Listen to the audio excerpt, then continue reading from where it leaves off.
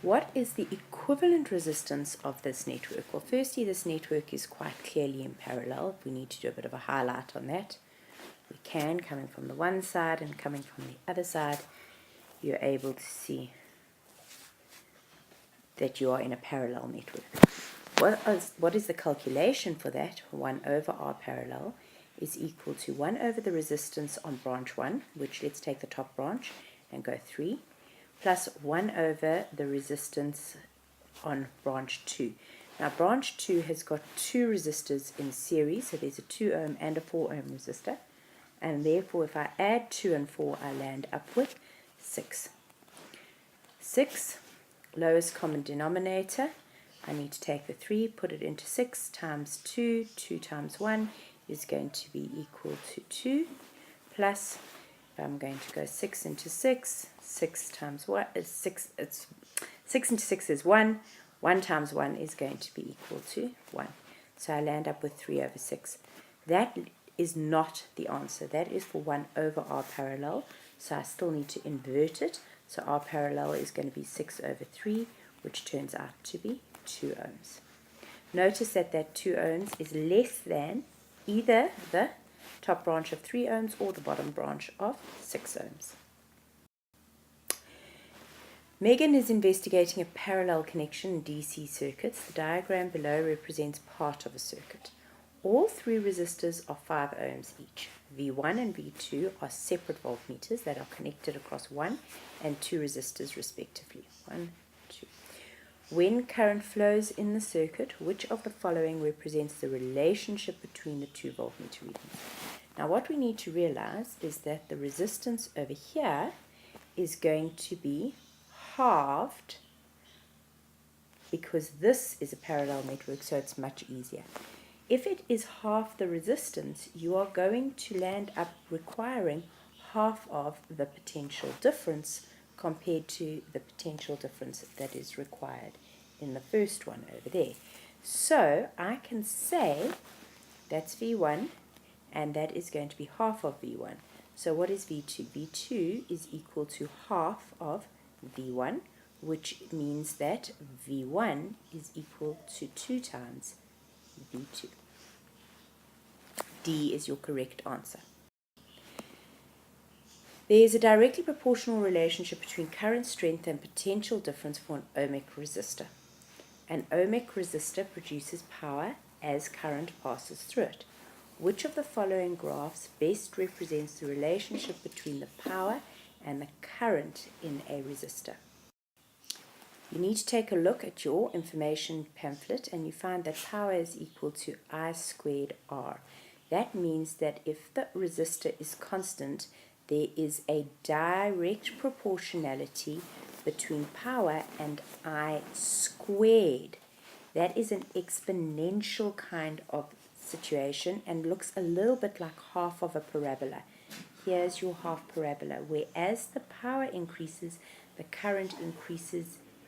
As the current increases, the power increases by a square function of that. An object X, which has a mass of 12 kilograms, is placed in the center of a circle, and they give you the radius of 250 millimeters.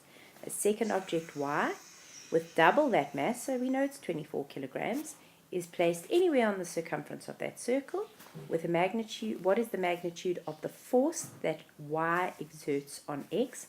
It could just as easily be X exerting a force on Y because it is the identical force. I now need to go into the equation. The gravitational force is going to be equal to, F is equal to G M1 M2 over R squared. You're going to need to put your masses is in kilograms, so it's fine, they're already in kilograms, so it's 12 times 24, and your radius is going to be in meters, so it's 0,25, and don't forget to square your radius. The universal gravitational constant is going to be 6,67 times 10 to the negative 11, and when I punch that all into my calculator, I land up with D as my answer. Check that you can make that happen on your calculator. Number 13, I'm now dealing with electrostatic charges. So in this case, I'm going to have F is equal to K Q1 Q2 over R squared. And my K value is going to be equal to 9 times 10 to the 9. My charges are both in nanocoulombs. So that means I am going to need to change them into coulombs. So it's going to be times 7,2 times 10 to the negative 9, and then times 4,8 times 10 to the negative 9. In both cases, I need to not worry about the actual sign that is in front over here, because that's just going to tell me whether I'm attractive or repulsive. Because it's positive and negative, I'm going to land up with either answer A or C, because it's going to be an attractive force. So they've said to me 2-point charges, and they've told me nano is 10 to the negative 9, which is rather nice. And they've told me the values, and they want to know the force in between them. Again, I'm going to need to put my radius into meters. It is already in meters. So it's 3,4 times 10 to the negative 3, and then don't forget to square it. When I punch all of that into my calculator, I land up with an answer of 2,69 times 10 to the negative 2, and it is an attractive force. The gravitational acceleration of the Earth is 9,8 meters per second squared. A new planet is discovered in Barbon Galaxy. It has a mass that is half that of Earth and a radius that is double that of Earth. The gravitational acceleration near the surface is going to be equal to. I first need to consider that the gravitational acceleration on any planet is going to be equal to the universal gravitational constants multiplied by the mass of that planet divided by the radius of that planet squared. So I'm going to land up with a proportionality then if I get rid of the g, and therefore I am going to, if the mass is half that of Earth, then I better halve the gravitational acceleration of Earth. So I've got 9,8, and I'm going to need to halve it, because gravitational acceleration is directly proportional to mass.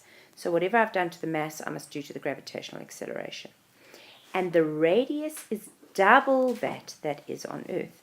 Now remember that gravitational acceleration is inversely proportional to the square of the radius. So I am going to be dividing by whatever happens. So double means that I need to halve it. So I'm going to divide by another 2. And it's squared. So I am going to need to take that and divide by another 2. So once I've taken 9,8 and divided it by 8, I land up with an answer of 1,225 meters per second squared. 2 pith balls with a charge of 9 nanocoulombs and negative 7 nanocoulombs are brought close to each other. They touch. Then they are moved apart. And what force do they exert on each other? So the first thing I need to do is I need to say plus 9 minus 7 is equal to plus 2. That's the total charge available, and that has to be divided over the 2 pith balls. So I land up with a plus 1 nanocoulomb charge on each of the pith balls. Then I'm going to be looking at electrostatic force, and I land up with K Q1 Q2 over R squared, and then I substitute in 9 times 10 to the power of 9. 1 times 10 to the negative 9, and it's 1 times 10 to the negative 9 again, so I'm going to square that because it's the first charge and the second charge each have the identical charge on them. And finally, what distance are they apart? They're 6 millimeters, which is 6 times 10 to the negative 3 meters, and I then need to square that value, so square it. Punch all of that into your calculator and check that you are able to get an answer of 2,5 times 10 to the negative 5 newtons.